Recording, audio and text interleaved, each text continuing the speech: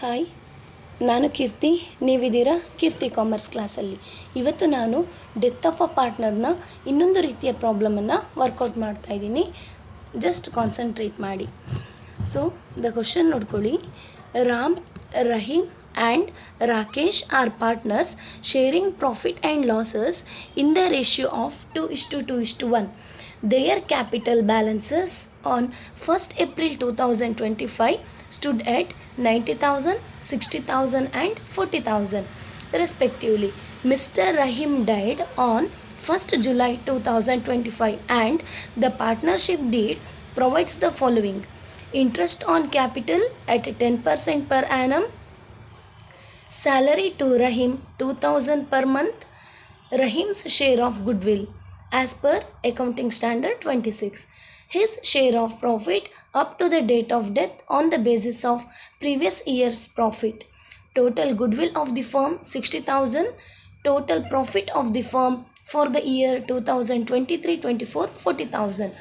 You are required to ascertain the amount payable to executor's account by preparing Rahim's capital account. So ನಿಮಗೆ ಇಲ್ಲಿ ಪ್ರಾಬ್ಲಮಲ್ಲಿ Rahim's capital ಅಕೌಂಟನ್ನು find out ಮಾಡಿ ಅಂತ ಹೇಳಿದ್ದಾರೆ. So ಫಸ್ಟಿಗೆ ನಾವು ನೋಡಬೇಕಾದ್ದು ಯಾವುದು? ಯಾವಾಗ ಒಬ್ಬ ಪಾರ್ಟ್ನರ್ನ ಡೆತ್ ಆಗ್ತದೋ ಆವಾಗ ನಾವು ಫಸ್ಟಿಗೆ ನೋಡಬೇಕಾದ್ದು ಯಾವ ಪಾರ್ಟ್ನರ್ ಡೆತ್ ಆಗಿದ್ದಾನೆ ಮತ್ತು ಅವನು ಯಾವ ಮಂತಲ್ಲಿ ಡೆತ್ ಆಗಿದ್ದಾನೆ ಅಂತ. ಸೊ ಆಲ್ರೆಡಿ ನಾನು ನಿಮಗೆ ಈ ಹಿಂದಿನ ವಿಡಿಯೋದಲ್ಲಿ ಹೇಳಿದ್ದೆ, ರಾಮ್, ರಹೀಮ್, ರಕ್ಷಿತ್. ಸೊ ಮೂವರು ಪಾರ್ಟ್ನರ್ ಇದ್ದಾರೆ. ಮೊದಲಿಗೆ ಯಾರು ಡೆತ್ ಆಗಿದ್ದಾರೆ ನೋಡ್ಕೊಳ್ಳಿ. ಡೆತ್ ಆಗಿರುವಂಥದ್ದು ರಹೀಮ್. ಸೊ ಅವನು ಡೆತ್ ಆಗಿರೋದು ಯಾವಾಗ? 1st July 2025. ಆಲ್ರೆಡಿ ನಾನು ನಿಮಗೆ ಈ ಹಿಂದಿನ ವಿಡಿಯೋದಲ್ಲಿ ಕೂಡ ಹೇಳಿದ್ದೆ, ಕ್ಯಾಪಿಟಲ್ ಬ್ಯಾಲೆನ್ಸಸನ್ನು ಯಾವ ಡೇಟ್ ಮಂತಲ್ಲಿ ಕೊಡ್ತಾರೋ ಅದು ಆ ವರ್ಷದ ಬಿಗಿನಿಂಗ್. ಸೊ ವರ್ಷದ ಬಿಗಿನಿಂಗ್ ಯಾವುದು?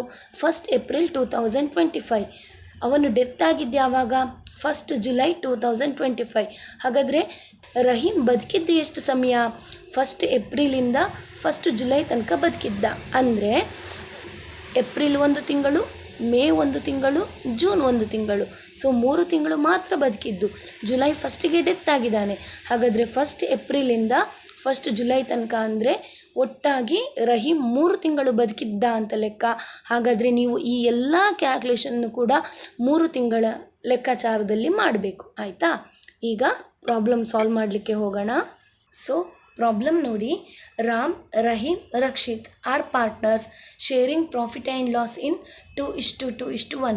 Their capital balances as on 1st April 2025 90, 60, 40.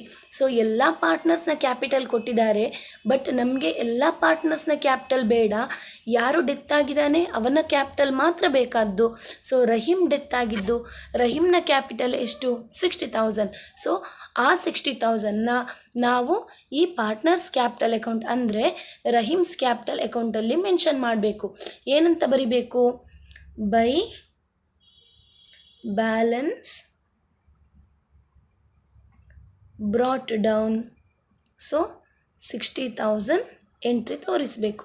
ಮತ್ತು mister Rahim died on 1st July 2025 and the partnership deed provides the following: interest on capital 10% ಅಂತ ಹೇಳಿದ್ದಾರೆ. ಅಂದರೆ ರಹೀಮ್ನ ಕ್ಯಾಪಿಟಲ್ನ ಮೇಲೆ ನಾವು ಬಡ್ಡಿ ಕೊಡುವಂಥದ್ದು ಅವನು ಎಷ್ಟು ಸಮಯ ಬದುಕಿದ್ನೋ ಅಷ್ಟು ಸಮಯದ ತನಕಕ್ಕೆ ಮಾತ್ರ ಅವನ ಕ್ಯಾಪಿಟಲ್ನ ಮೇಲೆ ಬಡ್ಡಿ ಕೊಡ್ತೇವೆ. ಹಾಗಾಗಿ by Rahim's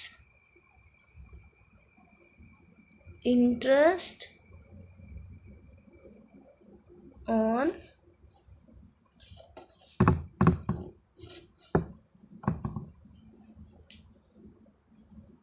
capital account. So capital 60,000 ಮತ್ತು ಇಂಟ್ರೆಸ್ಟ್ 10% ಇಂಟು ಅವನು ಬದುಕಿದ್ದು 3 ತಿಂಗಳು ಮಾತ್ರ. ಸೊ 3/12. ಆಗ ನಮಗೆ 1,500 ಸಿಗ್ತದೆ. ಗೊತ್ತಾಯ್ತಾ? Next, salary to Rahim 2,000 per month. So ಪ್ರತಿ ತಿಂಗಳಿಗೆ 2,000. ಅವನು ಬದುಕಿದ್ದು 3 ತಿಂಗಳು. ಸೊ 2,000 ಇಂಟು 3 ಎಷ್ಟು ಬರುತ್ತೆ ಅದನ್ನು ನಿಮ್ಮ ಪಾರ್ಟ್ನರ್ಸ್ ಕ್ಯಾಪಿಟಲಲ್ಲಿ ಎಂಟ್ರಿ ಮಾಡಬೇಕು. ಬೈ ರಹೀಮ್ಸ್ ಸ್ಯಾಲರಿ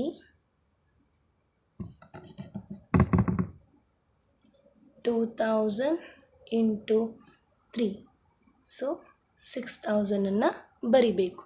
ಮತ್ತು ಇಲ್ಲಿ ನೋಡ್ಕೊಳ್ಳಿ, next one Rahim's share of goodwill ಅಂತ ಹೇಳಿದ್ದಾರೆ. ಸೊ ಆ ಸಿ ಅನ್ನುವ ಐಟಮಲ್ಲಿ ರಹೀಮ್ಸ್ ಶೇರ್ ಆಫ್ ಗುಡ್ವಿಲ್ ಅಂತ ಮಾತ್ರ ಹೇಳಿರೋದು. ನೆಕ್ಸ್ಟ್ ನೋಡಿ, 4th ಪಾಯಿಂಟಲ್ಲಿ total goodwill of the firm 60,000 ಅಂತ ಹೇಳಿದ್ದಾರೆ. ಈ ಹಿಂದೆ ಮಾಡಿದ ವಿಡಿಯೋದಲ್ಲಿ ಹಿಸ್ ಶೇರ್ ಆಫ್ ಗುಡ್ವಿಲ್ ಅಂತ ಡೈರೆಕ್ಟಾಗಿ ಕೊಟ್ಟಿದ್ದರು. ಅಂದರೆ ಯಾವ ಪಾರ್ಟ್ನರ್ ಡೆತ್ ಆಗಿದ್ನ ಅವನ ಶೇರ್ ಆಫ್ ಗುಡ್ವಿಲ್ಲನ್ನು ಡೈರೆಕ್ಟಾಗಿ ಕೊಟ್ಟಿದ್ದರು. ಆದರೆ ಈ ಪ್ರಾಬ್ಲಮಲ್ಲಿ ಅವನ ಶೇರ್ ಆಫ್ ಗುಡ್ವಿಲ್ ಎಷ್ಟು ಅದನ್ನು ಅವರು ಡೈರೆಕ್ಟಾಗಿ ಕೊಡಲಿಲ್ಲ. ಈ ಪ್ರಾಬ್ಲಮಲ್ಲಿ ಏನು ಕೊಡ್ತಿದ್ದಾರೆ, total goodwill of the firm ಎಷ್ಟು ಅಂತ ಕೊಡ್ತಿದ್ದಾರೆ. So total goodwill of the firm 60,000 ಅಂತ ಹೇಳಿದ್ದಾರೆ. ಈ ಇಡೀ ಫರ್ಮಿನ ಗುಡ್ವಿಲ್ 60,000 ಅಂತ ಆದಾಗ ನೀವು ಫೈಂಡ್ ಔಟ್ ಮಾಡಬೇಕು ಏನು, ಇಡೀ ಫರ್ಮಿನ ಗುಡ್ವಿಲ್ 60,000 ಅಂತಾದರೆ ಅದರಲ್ಲಿ ಡೆತ್ ಆಗಿರುವ ಪಾರ್ಟ್ನರ್ನ ಗುಡ್ವಿಲ್ ಎಷ್ಟು ಅದನ್ನು ನೀವು ಫೈಂಡ್ ಔಟ್ ಮಾಡಬೇಕು. ಹೇಗೆ ಫೈಂಡ್ ಔಟ್ ಮಾಡ್ತೀರಿ, ಇಡೀ ಫರ್ಮಿನ ಗುಡ್ವಿಲ್ 60,000, ಅದರಲ್ಲಿ ಅವನ ಶೇರ್ ಎಷ್ಟು, ಅವನ ಶೇರ್ ಎಷ್ಟಂದರೆ 2:2:1 ಅಲ್ವಾ. ಸೊ ರಹೀಮ್ದು ಶೇರ್ 2. ಹಾಗಾದರೆ ನೀವೇನು ಮಾಡಬೇಕು, ಇಡೀ ಫರ್ಮಿನ ಗುಡ್ವಿಲ್ 60,000 ಅಂತ ಆದರೆ ಅದರಲ್ಲಿ ಅವನ ಗುಡ್ವಿಲ್ ಎಷ್ಟು ನೀವು ಫೈಂಡ್ ಔಟ್ ಮಾಡಬೇಕು. ಹೇಗೆ, 60,000 ಇಂಟು 2/5 ಅಂತ ಮಾಡಬೇಕು. ಆವಾಗ ನಿಮಗೆ ಎಷ್ಟು ಸಿಗುತ್ತೆ ಅದನ್ನು ನೀವು ಉಳಿದ ಇಬ್ಬರು ಪಾರ್ಟ್ನರ್ಗೆ ಕೂಡ ಎಪೋರ್ಷನ್ ಮಾಡಬೇಕು. ಇಲ್ಲಿ ನೋಡಿ, total goodwill of the firm ಪ್ರಾಬ್ಲಮಲ್ಲಿ ಕೊಟ್ಟದ್ದು 60,000. ಇದು ಇಡೀ ಫರ್ಮಿನ ಗುಡ್ವಿಲ್. ಇದರಲ್ಲಿ ಡೆತ್ ಆಗಿರುವ ಪಾರ್ಟ್ನರ್ನ ಶೇರ್ ಎಷ್ಟು, share of goodwill of Rahim ಎಷ್ಟು, ರಹೀಮ್ನ ಶೇರ್ ಆಫ್ ಗುಡ್ವಿಲ್ 60,000 ಇಂಟು 2/5. ಈ 2 ಯಾವುದು, ನಿಮಗೆ ಪ್ರಾಬ್ಲಮಲ್ಲಿ 2:2:1 ಅಂತ ಕೊಡಲಿಲ್ವಾ, ಅದರಲ್ಲಿ ಸೆಕೆಂಡ್ ಪಾರ್ಟ್ನರ್ ರಹೀಮ್ ಅಲ್ವಾ. ಸೊ ಹಾಗಾದರೆ ಅವನ share of goodwill 2 divided by 2 + 2 + 1 ಅಂತ ಮಾಡಿದಾಗ 5 ಬರುತ್ತೆ. ಸೊ ಇದು ರಹೀಮ್ನ ಶೇರ್ ಆಫ್ ಗುಡ್ವಿಲ್. ಹಾಗಾದರೆ ರಹೀಮ್ನ ಶೇರ್ ಆಫ್ ಗುಡ್ವಿಲ್ ಎಷ್ಟು, 24,000. ಹೌದಾ, 5 1s 5, 12s 60, ಹಾಗಾದರೆ 2 12s 24. ಸೊ 24,000 ಅನ್ನುವಂಥದ್ದು ರಹೀಮ್ನ ಶೇರ್ ಆಫ್ ಗುಡ್ವಿಲ್. ಈ ರಹೀಮ್ನ ಶೇರ್ ಆಫ್ ಗುಡ್ವಿಲ್ಲನ್ನು ನೀವು ಉಳಿದ ಇಬ್ಬರು ಪಾರ್ಟ್ನರ್ಗೆ ಹಂಚಿ ಹಾಕಬೇಕು. ಇದು ನಿನ್ನೆ ಆಲ್ರೆಡಿ ಮಾಡಿದ್ದೇವೆ. ಹೇಗೆ, 24,000ಅಲ್ಲಿ ಇಬ್ಬರು ಪಾರ್ಟ್ನರ್, ಈಗ ಮೂವರು ಪಾರ್ಟ್ನರ್ ಯಾರು, ರಾಮ್, ರಹೀಮ್, ರಕ್ಷಿತ್. ರಹೀಮ್ ಇಲ್ಲ, ಅವನ ಡೆತ್ ಆಯಿತು. ಹಾಗಾದರೆ ಉಳಿದ ಶೇರ್ ಎಷ್ಟು, ಉಳಿದ ಶೇರ್ 2:1. ಹಾಗಾದರೆ ಈ 24,000ನ 2/3 ಮತ್ತು 1/3 ರೇಷಿಯೋದಲ್ಲಿ 24,000ನ ಎಪೋರ್ಷನ್ ಮಾಡಬೇಕು. ಆವಾಗ ನಿಮಗೆ ಏನು ಸಿಗ್ತದೆ, ಅದು ರಾಮ್ಸ್ ಶೇರ್ ಆಫ್ ಗುಡ್ವಿಲ್ ಮತ್ತು ರಕ್ಷಿತ್ ಶೇರ್ ಆಫ್ ಗುಡ್ವಿಲ್ ಅಂತ ಅರ್ಥ.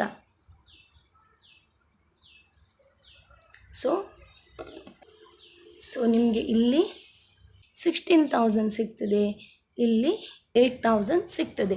ಒಟ್ಟಾರೆ 16,000 + 8,000 ಮಾಡಿದಾಗ ನಿಮಗೆ 24,000 ಆನ್ಸರ್ ಬರಬೇಕು. ಇದು ಗುಡ್ವಿಲ್ ಕ್ಯಾಲ್ಕುಲೇಷನ್ ಯಾವ ರೀತಿ ಮಾಡುವಂಥದ್ದು ಅಂತ. ಈಗ ಈ 16,000 ಮತ್ತು 8,000ಅನ್ನು ನೀವು ಪಾರ್ಟ್ನರ್ಸ್ ಕ್ಯಾಪಿಟಲ್ ಅಕೌಂಟಲ್ಲಿ ಎಂಟ್ರಿ ಮಾಡಬೇಕು. ಹೇಗೆ ಮಾಡ್ತೀರಿ, ಅಲ್ಲಿ ಎಂಟ್ರಿ ಮಾಡುವಾಗ ನೀವು by RAMs capital account by RAMs share of goodwill ಎಷ್ಟು ಬಂತು, 16,000 ಅಲ್ವಾ. ಸೊ 16,000 ಎಂಟ್ರಿ ಮಾಡಬೇಕು. ಹಾಗೆಯೇ ಬೈ ರಕ್ಷಿತ್ ಕ್ಯಾಪಿಟಲ್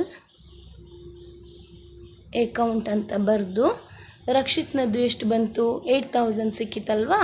ಸೊ ಆ 8000 ಇಲ್ಲಿ ಎಂಟ್ರಿ ಮಾಡಬೇಕು. ಗೊತ್ತಾಯ್ತಾ? ಈಗ his share of profit up to the date of death on the basis of previous year profit ಅಂತ ಹೇಳಿದ್ದಾರೆ. ಸೊ ಆಲ್ರೆಡಿ ನಿಮಗೆ ಗೊತ್ತಿದೆ his share of profit up to the date of death ಅಂತ ಆ ರೀತಿ ಕೊಟ್ಟಾಗ ನಾವು ಅದನ್ನು ಏನು ಮಾಡ್ತೇವೆ, ಪ್ರಾಫಿಟ್ ಆ್ಯಂಡ್ ಲಾಸ್ ಸಸ್ಪೆನ್ಸ್ ಅಕೌಂಟಿಗೆ ಹಾಕ್ತೇವೆ.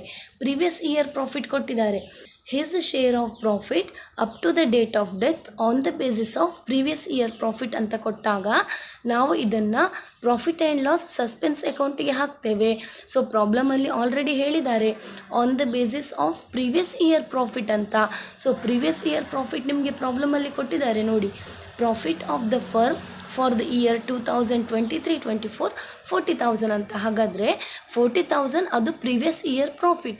ಸೊ ಅದನ್ನು ಬೇಸಾಗಿ ಇಟ್ಟುಕೊಂಡು ನೀವು ಪ್ರಾಫಿಟ್ ಆ್ಯಂಡ್ ಲಾಸ್ ಸಸ್ಪೆನ್ಸ್ ಅಕೌಂಟನ್ನು ಫೈಂಡ್ ಔಟ್ ಮಾಡಬೇಕು. ಸೊ ಬೈ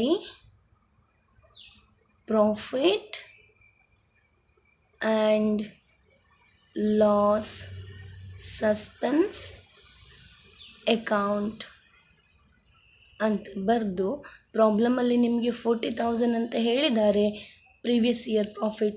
ಸೊ 40,000 ಇಂಟು ಅವನು ಬದುಕಿದ ಎಷ್ಟು ಸಮಯ 3 ತಿಂಗಳು. ಸೊ 3/12 ಅಂತ ಬರೆದು ಮತ್ತು ಅವನ ಶೇರ್ ಎಷ್ಟು 2/5. ಸೊ ಇದನ್ನು ಹಾಕಿ ಎಷ್ಟು ಬರ್ತದೆ ನೋಡಿ, ನಿಮಗೆ 4,000 ಸಿಗ್ತದೆ. ಗೊತ್ತಾಯ್ತಾ? ಮತ್ತು ಏನು ಹೇಳಿದ್ದಾರೆ, you are required to calculate the amount payable to the executors of Rahim by preparing Rahim's capital account. So ಈಗ ನೀವು ಆಲ್ರೆಡಿ ಎಲ್ಲ ಎಂಟ್ರಿಗಳನ್ನು ಮಾಡಿ ಆಗಿದೆ, ಯಾವ ಎಂಟ್ರಿ ಕೂಡ ಬಾಕಿ ಇಲ್ಲ. ಈಗ ಇದೆಲ್ಲವನ್ನು ನೀವು ಟೋಟಲ್ ಮಾಡಿ, ಟೋಟಲ್ ಎಷ್ಟು ಬರ್ತದೆ ನೋಡಿ. ಸೊ ಟೋಟಲ್ ನಿಮಗೆ 95,500 ಸಿಗ್ತದೆ. ಸೊ ಎರಡು ಸೈಡ್ ಕೂಡ ನೀವು 95,500 ಅಂತ ಬರಿತೀರಿ. ಜೊತೆಗೆ ಇದೇ ಈಗ ಡೆಬಿಟ್ ಸೈಡಲ್ಲಿ ಯಾವುದೇ ಎಂಟ್ರಿಗಳು ಇಲ್ಲದಿರೋದ್ರಿಂದ ಈ 95,500 ಅನ್ನುವಂಥದ್ದೇ ನಿಮಗೆ ಬ್ಯಾಲೆನ್ಸಿಂಗ್ ಫಿಗರ್ ಆಗ್ತದೆ. ಇದನ್ನೇ ನೀವು ಎಲ್ಲಿಗೆ ಟ್ರಾನ್ಸ್ಫರ್ ಮಾಡಬೇಕು, ಟು ರಹೀಮ್ಸ್ ಎಕ್ಸಿಕ್ಯೂಟರ್ಸ್